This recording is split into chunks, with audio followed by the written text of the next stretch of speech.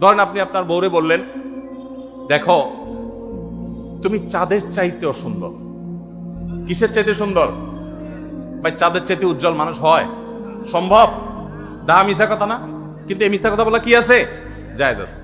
Saudi আরবের একজন আলেম ডক্টর আয়েজ আল কারনি, মুসলিম বিশ্বের সবচেয়ে জনপ্রিয় আলেমদের মধ্যে একজন, ওনার একটা বক্তব্য আমি শুনেছি, অত্যন্ত চমৎকার কথা বলেন এবং দারুণ দারুণ টিপস দিয়ে থাকেন। উনি বলেন যে একটা ইউনিভার্সিটি প্রোগ্রামে স্টুডেন্টদের সামনে উনি বলছিলেন যে আমি একবার একটা আইডিয়া দিয়েছি দাম্পত্য জীবনের সুখ শান্তির জন্য।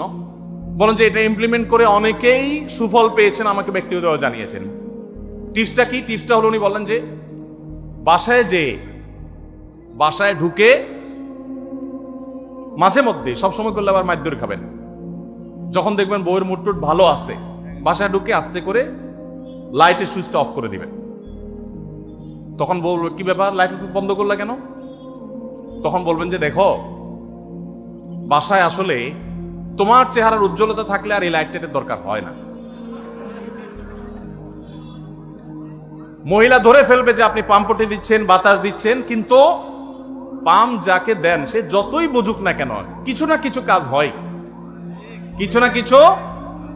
একেবারে শতভাগ যদি বুঝে কাউকে প্রশংসা করছেন, সে বুঝে, তারপরও সে একটু খুশি হয়, ভালো লাগে।